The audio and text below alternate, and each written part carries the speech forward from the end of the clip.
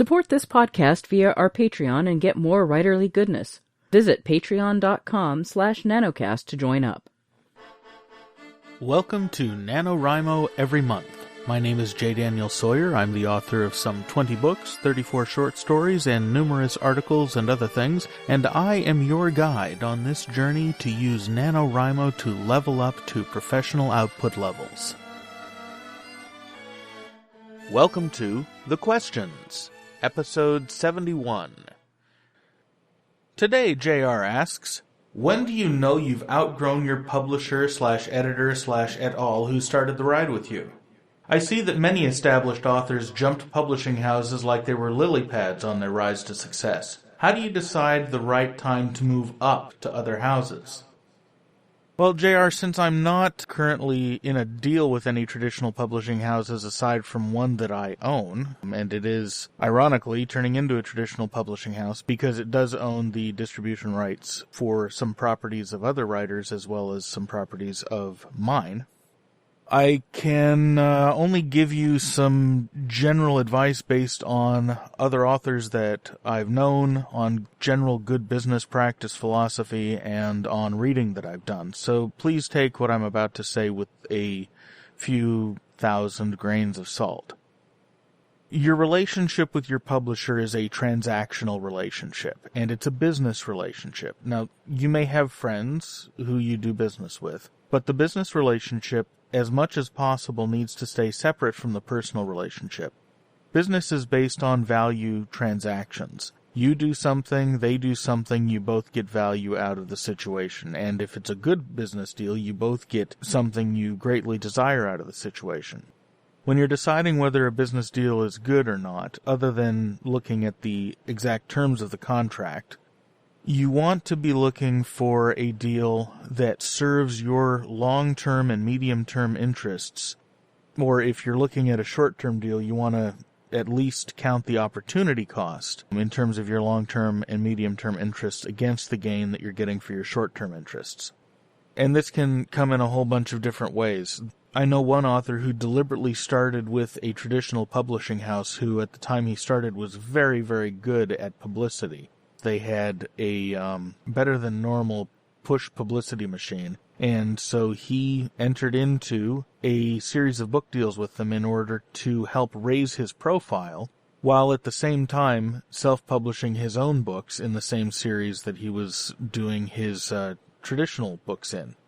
And that served his interests very, very well. Now, at some point, he's going to cross the line where the benefit he gets from his association with that traditional publishing house is nowhere near as large as the amount of money he's giving up by selling books into a system that can't possibly pay him back anywhere near as much as he's earning on his own or as he would earn on his own with those same titles.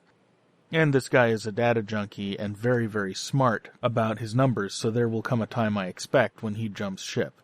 Who knows when that'll be? That's his personal business decision. There's other writers who jump houses with every book or series. Sometimes that's because they write across a number of genres and the house they're with for their first book only deals in that genre. Sometimes it's because they're very aggressive with their business and they're always looking with every new book for the best possible deal they can get. And so they aggressively shop every manuscript around town so that the publishing house they're with at the time does not become complacent. And they demonstrate their willingness to walk away from the table if they don't like the deal by actually walking away from the table if they don't like the deal. It's one of the things about business relationships that you have to be willing to do, which is never sit down at a table to negotiate a business deal that you're not willing to get up and walk away from without a deal. If you do, what you've done is you've handed the negotiating power to the other side, and you'll wind up taking a deal you don't like, and that makes your life miserable.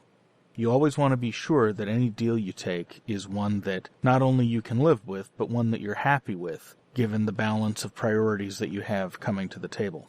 The same sort of thing goes for editors, whether it's a editor at a house you're working with or whether it's a freelance editor that you've hired. It goes for any subcontractors you work with. Good working relationships that last a long time are fantastic, but good working relationships don't necessarily last forever. The priorities of the people involved change, sometimes because of things that have nothing to do with the relationship, and you can wind up sitting down to renew the contract across from someone who no longer has at the top of their priority list working with you, or someone who you have decided that you have grown beyond, a cover designer that's putting out covers that no longer are market appropriate as far as you're concerned, or a proofreader who has stopped catching the typos, or a line editor that stopped catching the continuity errors. And at that point, you start looking at parting ways. And by parting ways, you're not destroying a relationship that already exists, you're just moving on to someone else for the next stage of your career. Doing that and staying on good terms with the people that you've previously done business with is a fantastic and necessary skill to cultivate, not only for the sake of your reputation, but for the sake of the fact that people that you once worked well with, you may work well with again when the stars align correctly. There's sometimes when people have to part ways, and having that person's number in your Rolodex to call on them when a new situation comes around where you and they might work well together again, you want to be able to call them. That's what long-term recurring business relationships are made of. That's what networking is for. And out of those business relationships can grow fantastic personal relationships. But you always do want to be sure to keep the personal relationship separate from the business relationship. You should never do business with someone because they're a friend. If you have a friend who you want to do business with, you should choose the time to do business with them when the business you do with them will benefit both of you highly, because you can both live up to the deal in some kind of style that'll end up being a positive-sum game. If you find yourself in a situation where you're in a business relationship that's no longer a positive-sum game, where one party is winning and the other is losing, or where one party is winning and the other is kind of winning but is giving up significant opportunities for it, it's probably time to move on from that relationship. And everybody who's been in the business for a significant length of time understands that this is how it works. And there's nothing personal involved. And that's not just a mafioso thing. This is not personal, is purely business. It's not a joke. That's really, really true. And there will come many times in your life as a business person. And remember, as an author, you are a business person. There will come many times in your life as a business person where the relationship is not working on a business level, but you quite like the person. So you preserve the personal relationship and you move on to a new business relationship that serves the needs that that person is no longer serving.